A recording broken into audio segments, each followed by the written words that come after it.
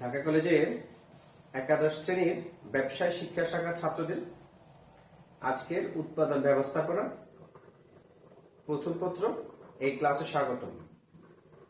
আজকে আমরা গত ক্লাসের ধারাবাহিকতায় উৎপাদন ক্ষমতা এই চ্যাপ্টারের উপর দ্বিতীয় ক্লাস নেব। আজকে গত ক্লাসে আমরা উৎপাদন ক্ষমতা কি বা তার সম্পর্কে বিস্তারিত ধারণা পেয়েছিলাম এবং উৎপাদন ক্ষমতা নির্ধারণের ক্ষেত্রে বিবেচ্য বিষয়সমূহ বা উপাদানসমূহ আমরা আলোচনা করেছিলাম। আমরা জ্ঞানমূলক এবং অনুধাবনমূলক দুটি কোশ্চেনে আলোচনা করেছিলাম এবং যদি বলেছিলাম যদি উদ্দীপকে এই ধরনের কোনো বিষয় থেকে থাকেও তাহলে আমরা আলোচনা থেকে উদ্দীপকের আনসার করা আমাদের জন্য সহজ হবে। তো গত ক্লাসের ধারাবাহিকতা আজকে আমরা আর দুইটি টপিক নিয়ে গুরুত্বপূর্ণ টপিক নিয়ে এই চ্যাপ্টারে আলোচনা করব। এর একটা হচ্ছে উৎপাদন ক্ষমতা প্রকারভেদ,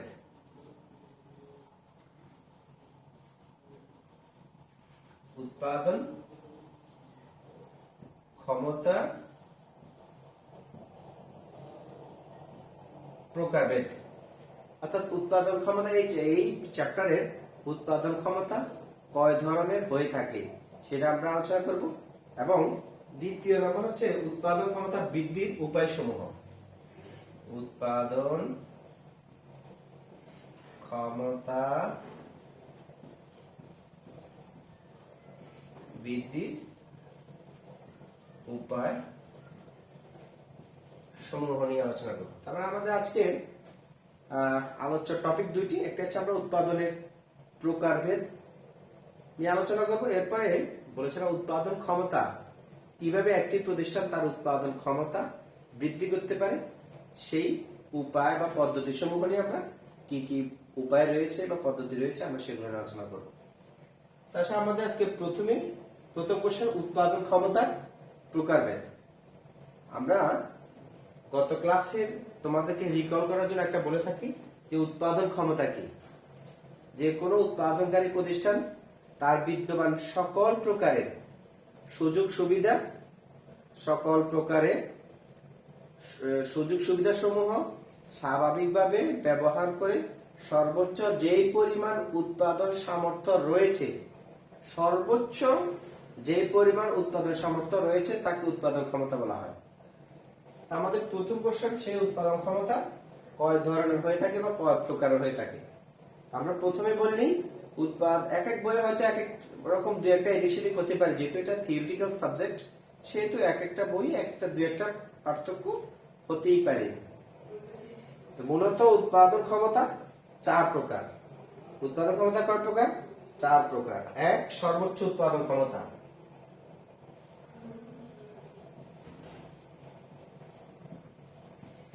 সর্বোচ্চ উৎপাদন ক্ষমতা।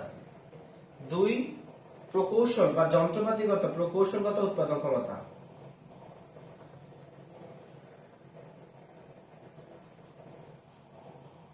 উৎপাদন ক্ষমতা দুইটা গুলো, একটা বলছি সর্বোচ্চ উৎপাদন ক্ষমতা, তারপরটা বলছি প্রকৌশলগত উৎপাদন ক্ষমতা, তারপরটা 3 নাম্বারটা হচ্ছে কার্যকর উৎপাদন ক্ষমতা। কার্যকর উৎপাদন ক্ষমতা। 4 নাম্বার হচ্ছে প্রকৃত উৎপাদন ক্ষমতা। কয়টা হলো? 4টা।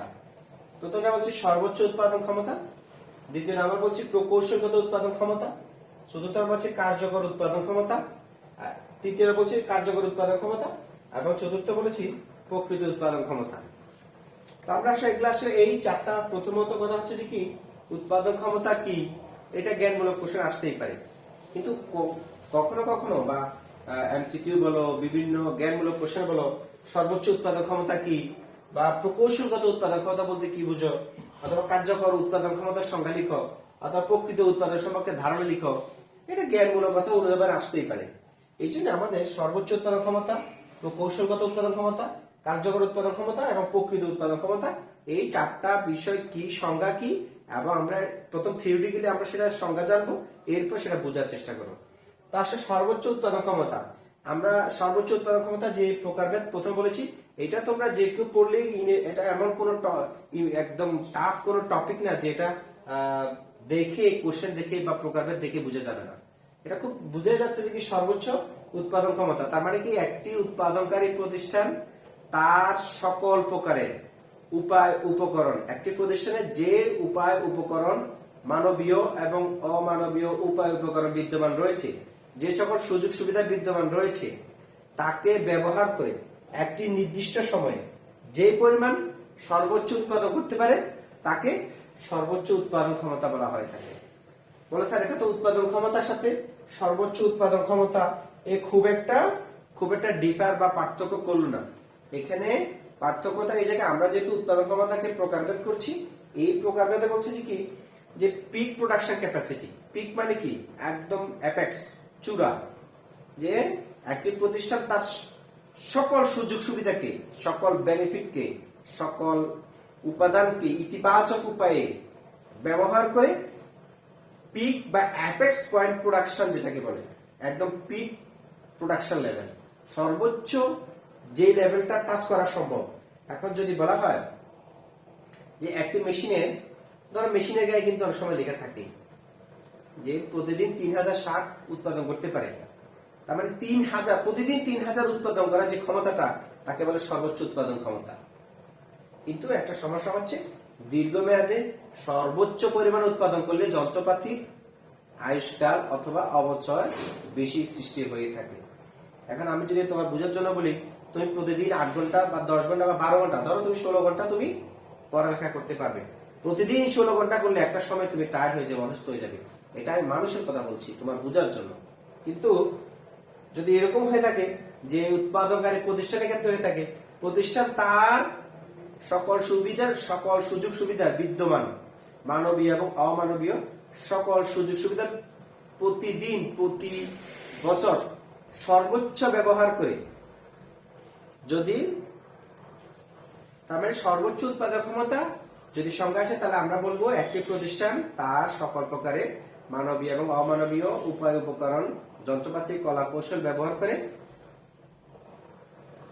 যে উৎপাদন অর্জন করতে পারে তাকে সর্বোচ্চ উৎপাদন ক্ষমতা বলা হয়ে থাকে।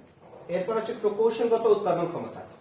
প্রকৌশলগত ব্যাপারটা আমরা যদি বলি তাহলে যন্ত্রপাতি আর কি, সচরাচর যদি বোঝার জন্য বলে থাকি তাহলে তোমরা দেখবে যে কোনো ধরো একটা লিফটে উঠবে, তখন লিফটের ওখানে লিখাই থাকে যে ধরো সর্বোচ্চ ক্যাপাসিটি যে 16% অথবা 1250 কেজি, তার মানে ওই লিফটের উৎপাদন বা সেবা দেওয়ার ক্ষমতা সর্বোচ্চ কত 16 জন ব্যক্তি, এর বেশি হওয়া যাবে না, অথবা 1250 কেজি, এর বেশি হওয়া যাবে না।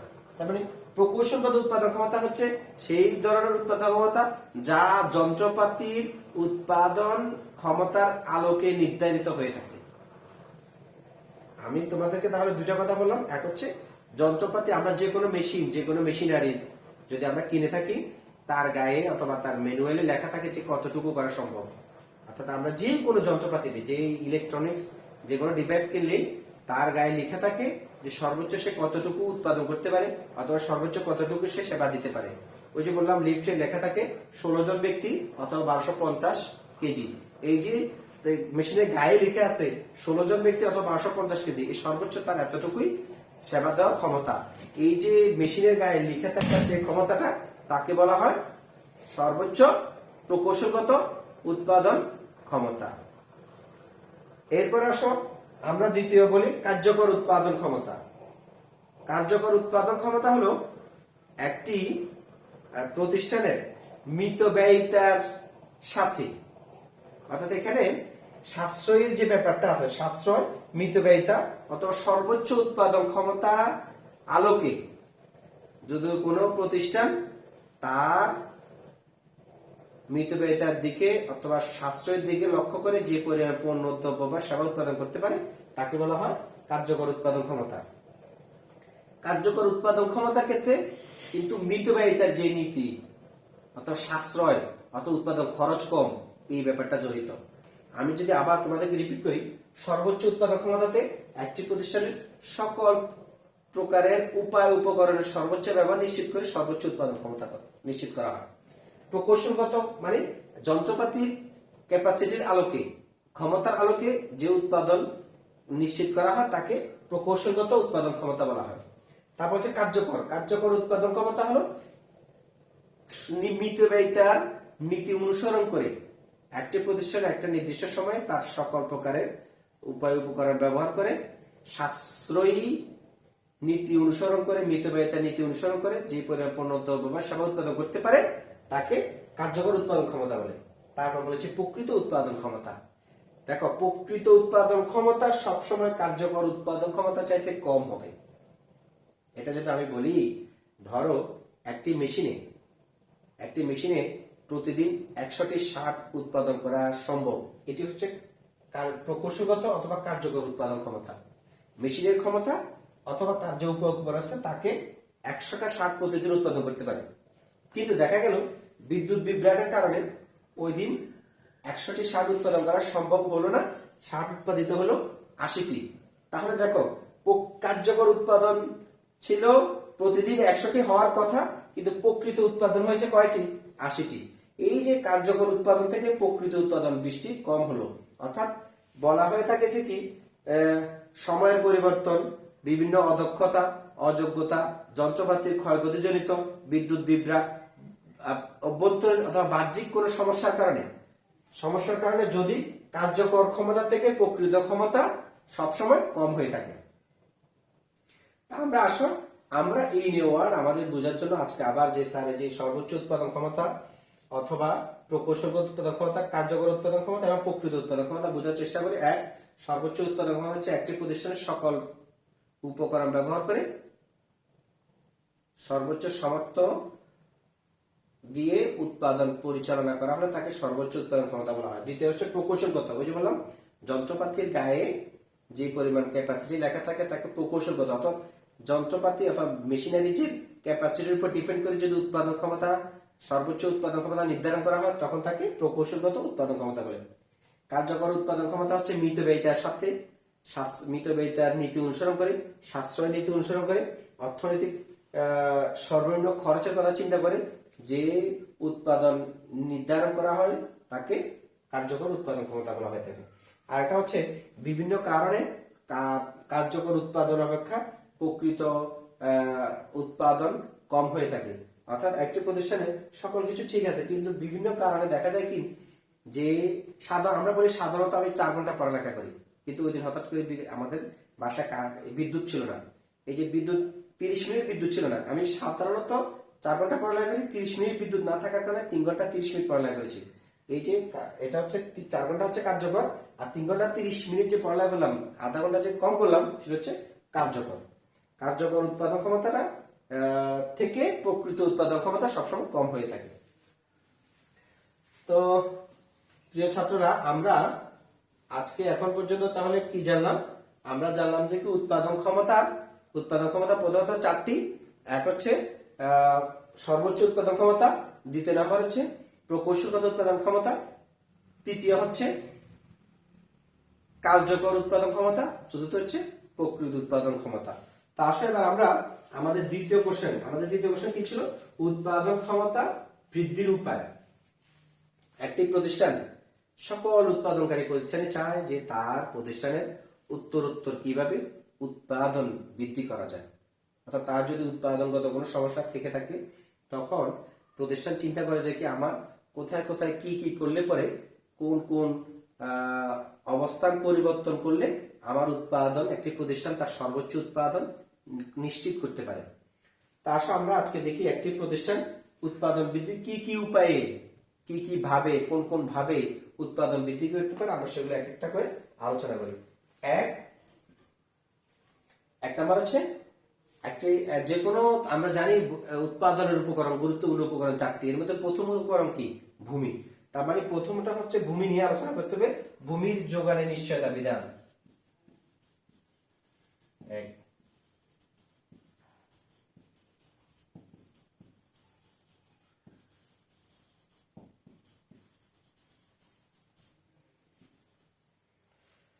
ভূমির যোগানের নিশ্চয়তা বিধান। অর্থাৎ যদি কোনো প্রতিষ্ঠান তার উৎপাদন ক্ষমতা বৃদ্ধি করতে চায় তাহলে উৎপাদনের প্রাথমিক যে উপাদান, যে ভূমি বলতে আবহাওয়া, জলবায়ু, এই কাঁচামাল পাওয়ার যে ন্যাচারাল যে প্রকৃতিগত যে সম্পদ তাকে ভূমি বলা হয়, শুধুমাত্র মাটিকেই ভূমি বলা হয় না। অর্থাৎ উৎপাদনের জন্য সৃষ্টিকর্তা প্রদত্ত, আল্লাহ তাআলা প্রদত্ত যে যে উপাদান সমূহ রয়েছে তাকে ভূমি বলা হয়ে থাকে।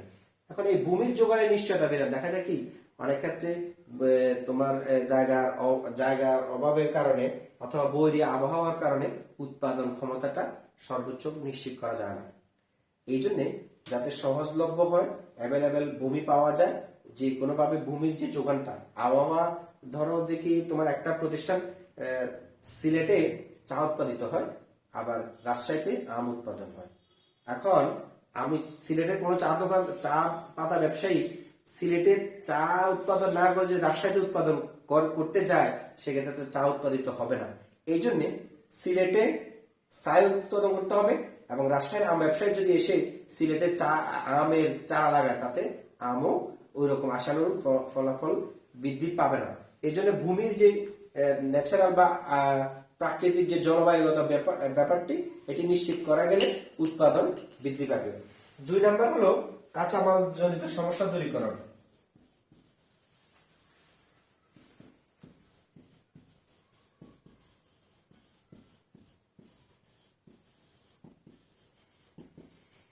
একটি প্রতিষ্ঠান, যে কোনো প্রতিষ্ঠান উৎপাদনের প্রথম এবং প্রধান উপকরণ হচ্ছে কাঁচামাল।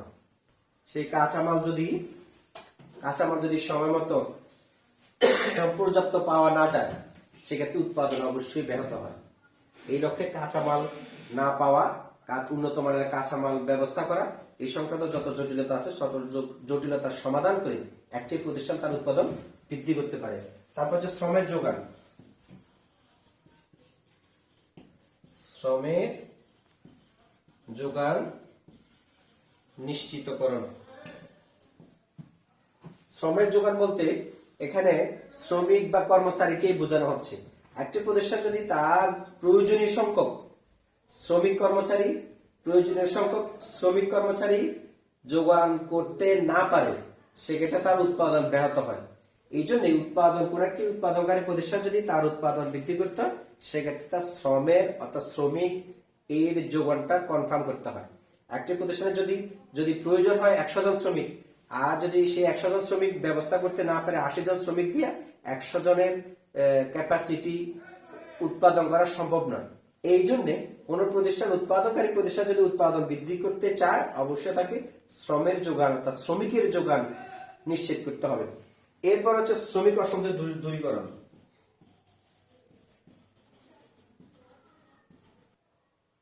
এরপর হচ্ছে শ্রমিক অসন্তুষ্টি দূরীকরণ। যে কোনো প্রতিষ্ঠান তার মানবীয় যে উপাদান অর্থাৎ শ্রমিক কর্মচারী তাদেরকে অসন্তুষ্ট রেখে সর্বোচ্চ উৎপাদন অথবা উৎপাদন বৃদ্ধি করা সম্ভব নয়। অর্থাৎ যারা উৎপাদনের মূল কারিগর শ্রমিক কর্মচারী, তারা যদি প্রতিষ্ঠানের প্রতি কাজের প্রতি আগ্রহী পরিচিত না হয়ে থাকে, তাহলে উৎপাদন বৃদ্ধি করা সম্ভব না। সুতরাং বলা যায় একটি প্রতিষ্ঠানের উৎপাদন বৃদ্ধির জন্য অবশ্যই তার নিয়োজিত বিদ্যমান শ্রমিক কর্মচারীদের মানসিক অথবা কর্মে উদ্দীপ্ত হয়, কর্মে পরিচিত হয়, অথবা অসন্তোষ দূরীকরণ অবশ্যই প্রয়োজন রয়েছে। অর্থাৎ শ্রমিক অসন্তুষ্টি দূরীকরণের মাধ্যমে, শ্রমিকদেরকে মোটিভেশন প্রদানের মাধ্যমে উৎপাদন বৃদ্ধি করা সম্ভব। তারপর হচ্ছে শ্রমের দক্ষতা বৃদ্ধি।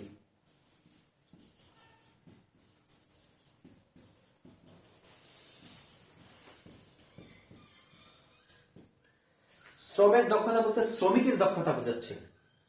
অর্থাৎ একটি প্রতিষ্ঠানের নিয়োজিত কর্মকর্তা কর্মচারী সবাই যদি এখানে যদি প্রথম হয়ে থাকে শ্রমের যোগান কনফার্ম করা হলো, অসন্তুষ্টি দূর করানো, তাদের বেতন সুযোগ সুবিধা বাড়ানো হলো, কিন্তু যদি তারা অদক্ষ হয়ে থাকে, অর্থাৎ যেই পদে যে দক্ষতা সম্পন্ন লোকের প্রয়োজন রয়েছে, শ্রমিকের প্রয়োজন রয়েছে, তা যদি না হয়ে থাকে, তাহলে উৎপাদন বৃদ্ধি করা সম্ভব না। এই জন্য শ্রমের দক্ষতা বৃদ্ধি করার প্রয়োজনের লক্ষ্যে কর্মচারীদেরকে বিভিন্ন রকমের প্রশিক্ষণ, বিদেশ ভ্রমণ কনফার্ম করে উৎপাদন বৃদ্ধি করা সম্ভব। তারপরে হলো যে ওভারটাইমের ব্যবস্থা করা।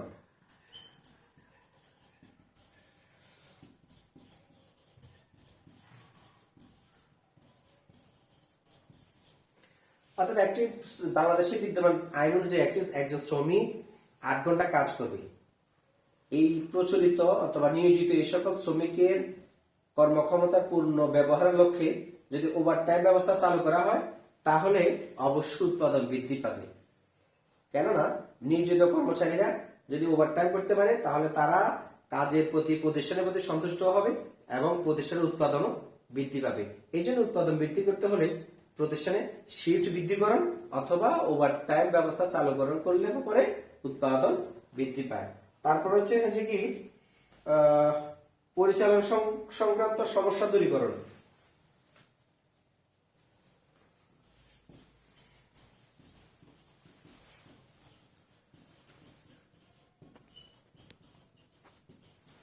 সমস্যা দূরীকরণ অর্থাৎ একটি প্রতিষ্ঠানের 3টি পক্ষ থাকে, মালিক পক্ষ, ব্যবস্থাপনা আর শ্রমিক কর্মচারী।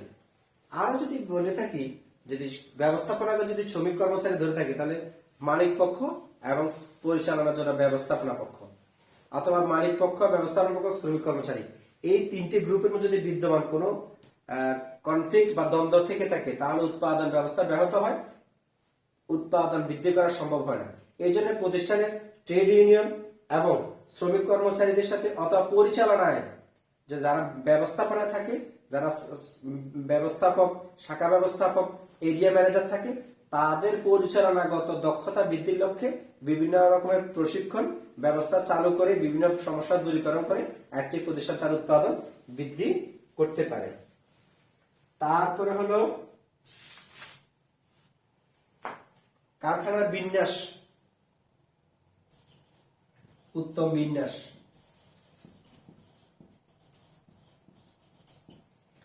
উৎপাদন বৃদ্ধির লক্ষ্যে একটি প্রতিষ্ঠান অবশ্যই তার কারখানা এবং উৎপাদন এবং বিক্রি সংশ্লিষ্ট যত রকমের উপকরণ আদি রয়েছে তার যথাযথ এবং উত্তম উপায়ে বিন্যাস নিশ্চিত করলে পরে উৎপাদন বৃদ্ধি পায়।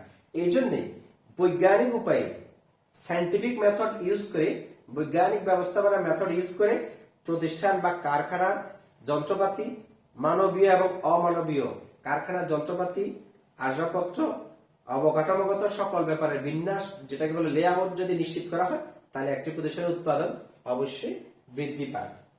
এরপর হচ্ছে অভ্যন্তরীণ উপকরণের সঠিক ব্যবহার।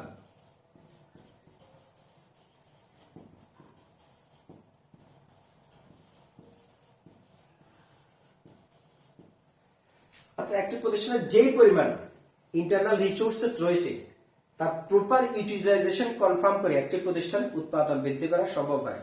এখন দেখা গেল যে কি পরিচালনাগত অথবা বিভিন্ন সমস্যার কারণে শ্রমিক ইউনিয়ন অথবা ব্যবস্থাপনা তার দ্বন্দ্বের কারণে অভ্যন্তরীণ যে সকল রিসোর্সেস বা ইতিবাচক দিক রয়েছে সেগুলো সঠিকভাবে ব্যবহার করা হয় না, তাতে প্রতিষ্ঠানের উৎপাদন হ্রাস পায়। এই জন্য প্রতিষ্ঠানের উৎপাদন বৃদ্ধি করতে হলে পরে একটি প্রতিষ্ঠানের অভ্যন্তরীণ যে সকল রিসোর্সেস বা উপায় উপকরণ, মানবীয় এবং অমানবীয় উভয়টাই হতে পারে, তার যথাযথ ব্যবহার নিশ্চিতকরণ করলে পরে একটি প্রতিষ্ঠানের উৎপাদন ক্ষমতা বৃদ্ধি পায়। অর্থাৎ প্রতিষ্ঠানের অভ্যন্তরীণ উপকরণ সমূহের ইতিবাচক ব্যবহার নিশ্চিতকরণ অথবা শতভাগ ব্যবহার নিশ্চিতকরণের মাধ্যমে উৎপাদন ক্ষমতা বৃদ্ধি পায়। এরপর হচ্ছে বাহ্যিক উপাদানের সঠিক ব্যবহার।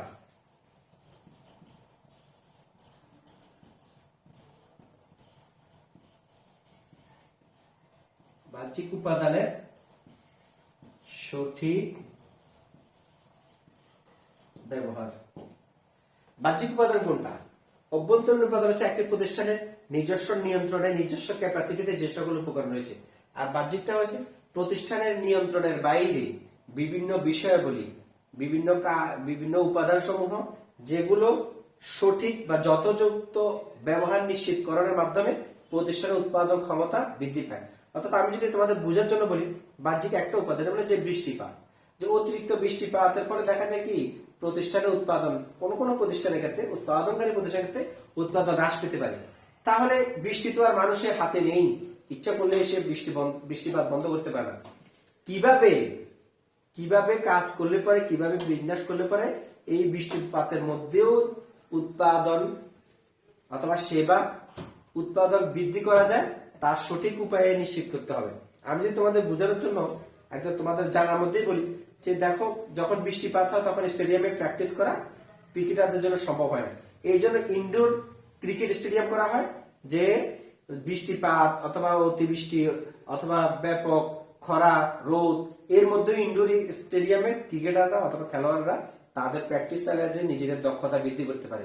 এটা আমি একটা বোঝার জন্য একটা উদাহরণ দিলাম যে বাহ্যিক উপাদান কি, বৃষ্টিপাত একটানা 15 দিন 1 মাস হতেই পারে আবহাওয়ার পরিবর্তন কারণে, তখন উৎপাদন বন্ধ রাখা যাবে না।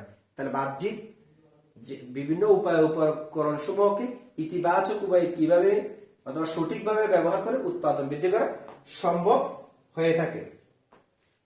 তারপর হচ্ছে 11 নাম্বার হচ্ছে রাষ্ট্রীয় আইন কানুন উন্নয়ন। এখন রাষ্ট্রীয় আইন কানুন উন্নয়ন কিন্তু প্রতিষ্ঠানের নিজস্ব একার পক্ষে সম্ভব নয়।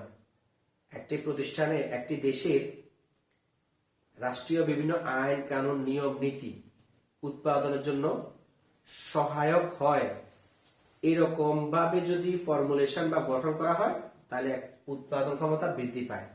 অর্থাৎ এমন কিছু বিষয় আছে, এমন কিছু শিল্প কারখানা আছে, ধরো পোল্ট্রি শিল্প বিভিন্ন কারণে ক্ষতিগ্রস্ত হওয়ার পরে পোল্ট্রি শিল্পের জড়িত মালিকরা শিল্প থেকে মুখ থুবড়ে পড়তে পারে, তখন রাষ্ট্র বিভিন্ন ব্যবস্থা উন্নয়নের মাধ্যমে নতুন ভর্তুকি বলো যে কোনো উপায়ে রাষ্ট্র ভর্তুকি দিতে পারে, ক্ষতিপূরণ দিতে পারে, প্রণোদনা দিতে পারে। এই সকল ব্যবস্থা আইন কানুন নিয়ম নীতির আর্থিক অনার্থিক আইনগত হইতে পারে, আর্থিক হইতে পারে। এই সকল নিয়ম নীতির উন্নয়নের মাধ্যমে একটি প্রতিষ্ঠানের উৎপাদন হতে পারে, বৃদ্ধি পেতে পারে, একটি শিল্পের উৎপাদনে বৃদ্ধি পেতে পারে। অর্থাৎ আমি বোঝার জন্য বললাম যে হয়তো পোল্ট্রি ফার্মের কথা বললাম, যে কোনো উৎপাদনের যে কোনো শাখা হতে পারে, শাখা সরকার তাকে নীতি আইন কানুনের সহজ সরলীকরণের মাধ্যমে উন্নয়ন করানোর মাধ্যমে উৎপাদন ক্ষমতা বৃদ্ধি করা সম্ভব হয়।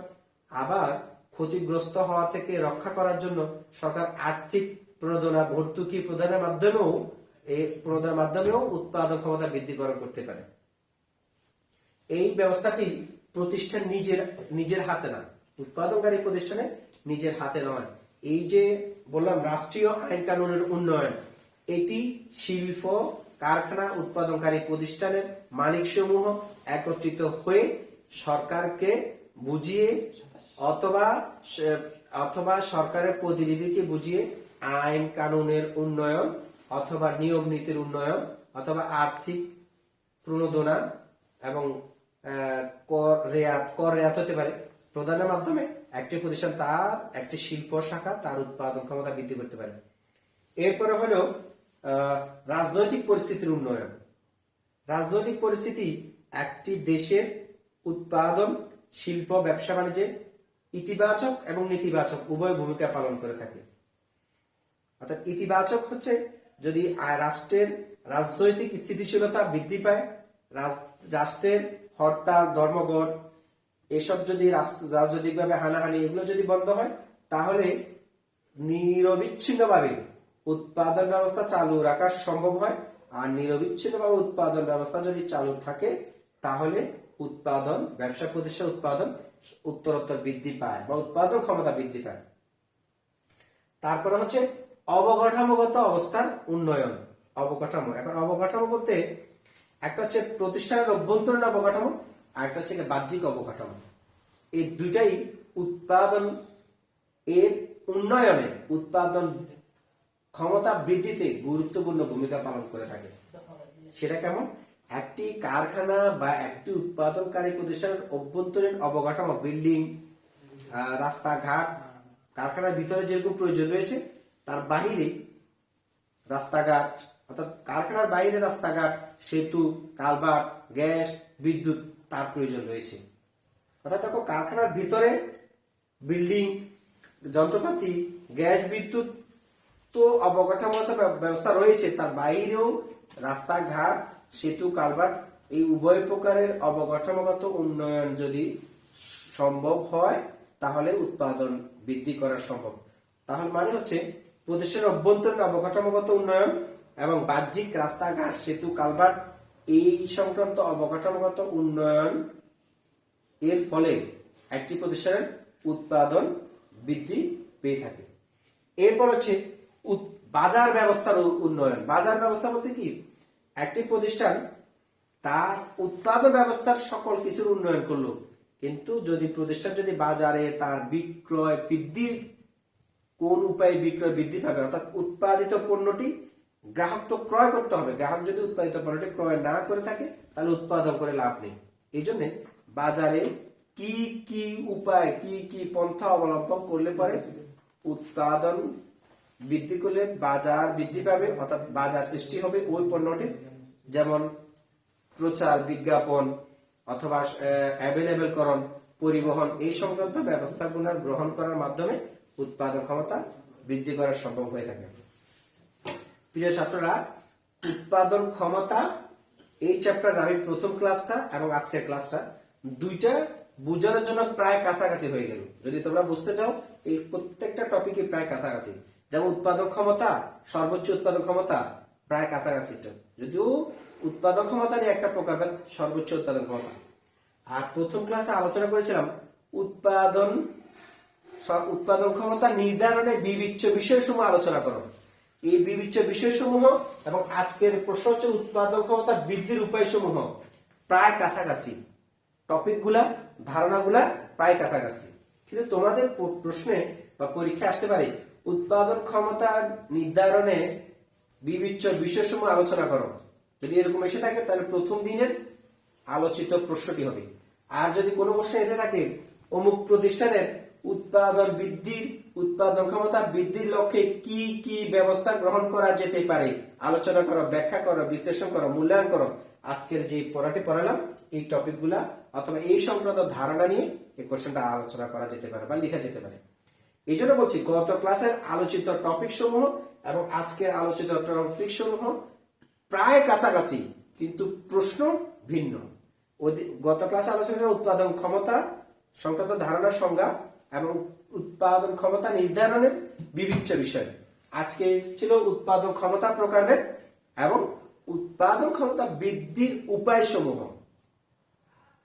আশা করছি দুটো ক্লাস করলে তোমরা উৎপাদন ক্ষমতা এবং উৎপাদন ক্ষমতা সংক্রান্ত বিভিন্ন প্রশ্নের উত্তর পেয়ে যাবে। সকলকে ধন্যবাদ জানিয়ে আজকের ক্লাস শেষ করছি।